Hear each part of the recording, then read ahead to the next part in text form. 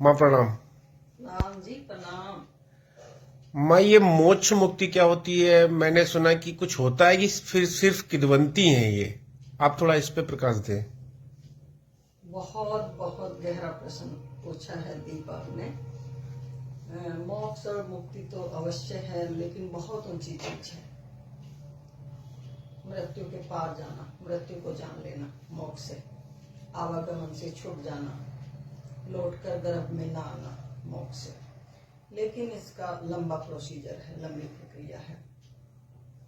एक तो संसार की अगर मुक्ति की बात कहूं मैं, तो जो सुखी है वो मुक्त है, जो प्रेम से भरा है, अपने कर्तव्यों के प्रति ईमानदार है, परिवार में तालमेल सही है, कोई दुख तकलीफ नहीं है, अपने जीवन को सुखपूर्वक जी रहा है, तो ये भी एक तरह की मुक्ति है कि उसके अकॉर्डिंग सब चल रहा है। लेकिन कितनी घटनाएं ऐसी हैं कि जो हमारे बस की बात नहीं है, जैसे बीमारी का आ जाना, किसी की अकस्मात मृत्यु हो जाना, माँ का बच्चा चला जाना, कोई भी पत्नी विधवा हो जाना। तो ये क्या है? ये बंधन है सब ना। इसमें पीड़ा है, दुख है, क्योंकि हमें अज्ञान है, हमें पता ही नहीं है। तो एक जीवन तो हम अभी प्रेजेंट में अपने सुंदर कर्म करते हुए हम मुक्त हो सकते हैं। मृत्यु तो बहुत बाद की बात है। मृत्यु को जानना तो अंतिम बात है। साधना के माध्यम से जाना जाता है, योग के माध्यम से जाना जाता है। लेकिन जो आम मैं देखती हूँ यहाँ संसार में, तो बड़ा पीड़ा में है लोग। क्रोध से भरे हुए हैं, ईर्ष्या से भरे हुए हैं, चुगली है, निंदा है, प्रतिस्पर्धा है। तो इसमें कहीं ना कहीं अपने आप को ही बंधन में बांधे हुए, कष्ट में हैं बहुत ज्यादा। तो ये थोड़ा सा हमें विचार के, सत्संग से, संतों की शरण से, उनके माध्यम से अपने जीवन को हम स्वयं सुखी कर सकते हैं, बंधन मुक्त कर सकते हैं। ये तो बहुत बहुत आसान है और मनुष्य के हाथ में है, मैं समझती हूँ। लेकिन मनुष्य कहीं ना कहीं इतना अंदर से अहंकार से भरा हुआ है। अहंकार उसको जीने ही नहीं देता, और उसको ये याद नहीं है कि ये कष्ट तुझे ही हो रहा है। दूसरे को कष्ट देने का मतलब वो ये भूल जाता है कि पहले खुद कष्ट में आता है। क्रोध आएगा तो खुद पहले क्रोध से भरेगा, जी जी। हिंसा से भरेगा। और ये इतना शरीर का हानिकारक है। इसमें शरीर भी हमारा रुग्ण हो जाता है, मन भी रुग्ण हो जाता है, आत्मा भी रुग्ण हो जाती है, दृष्टि भी, हमारी जो भी इंद्रियां हैं सब बीमार हो जाती हैं।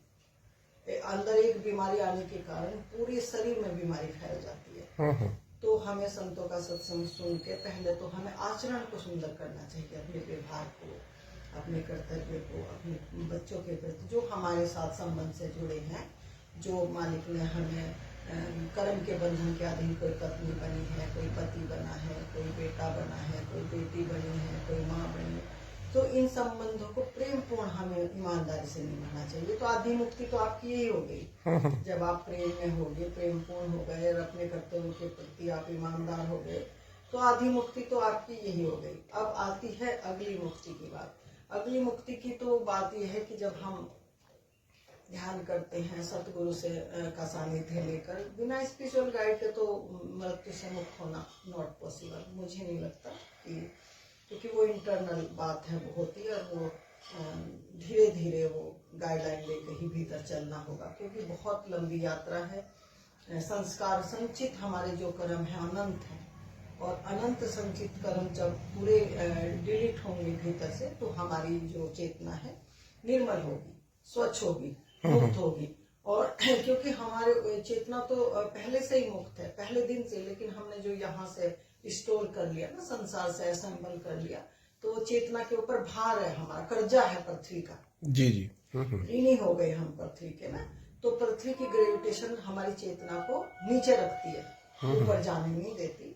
तो जैसे जैसे हम ज्ञान होगा, हमको ध्यान होगा, तो धीरे धीरे हम अपनी चेतना को खाली करते हुए निर्बंध करेंगे।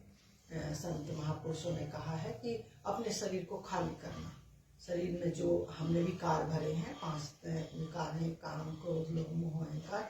जब हमें ज्ञान होता है तो हम धीरे धीरे स्वीकार भाव में आते हैं, और जैसे जैसे हम स्वीकार भाव में आते हैं, जैसे जैसे हमारी चेतना निर्बंध होती है, एक्सेप्ट करते हैं, और जिस चीज को हम एक्सेप्ट करते हैं उसको फिर डिलीट करते हैं, खाली करते हैं। जी जी। क्योंकि हम अगर प्रैक्टिकल भी जीवन में देखते हैं, जो उपयोग की चीजें नहीं है, हम या तो उनको बांटते हैं या फिर फेंकते हैं। तो इसी तरह से जब हमें ज्ञान हो जाता है, और वो ध्यान से ज्ञान होगा, कृपया से ध्यान में, ऐसे नहीं होगा कि आप चल दिए ध्यान करने। बहुत लोग आजकल ओशो सन्यासी में देख रहे हैं, ज्यादातर ओशो सन्यासी भ्रमित हो गए, कहते हैं कि किसी गुरु की जरूरत नहीं है, किसी उसकी जरूरत नहीं है। और हम, अगर ऐसा होता दीप, मैं आपसे खुद सवाल करती हूँ, तो इतने लोग ध्यान में लगे हुए हैं, इतने शिविर खुले हुए हैं, रोज ध्यान के प्रस्ताव आ रहे हैं, लोग नाच रहे हैं। मैं देखती हूँ कि 50-50 साल से ओशो के सन्यासी नाच रहे हैं। राइट। और फिर मुझे कहते हैं कि माँ चलो वहां शिविर है।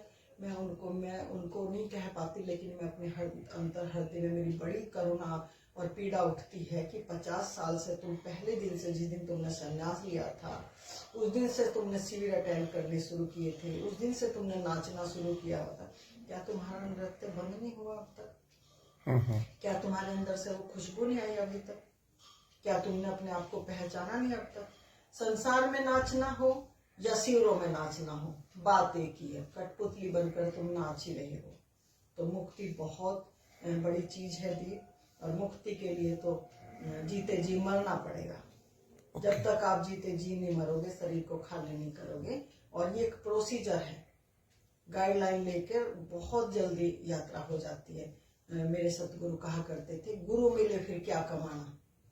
जिसको गुरु मिल गया कमाई वाला, राजदार मिल गया, भेदी मिल गया, तो उसके लिए तो आसान हो जाती है यात्रा।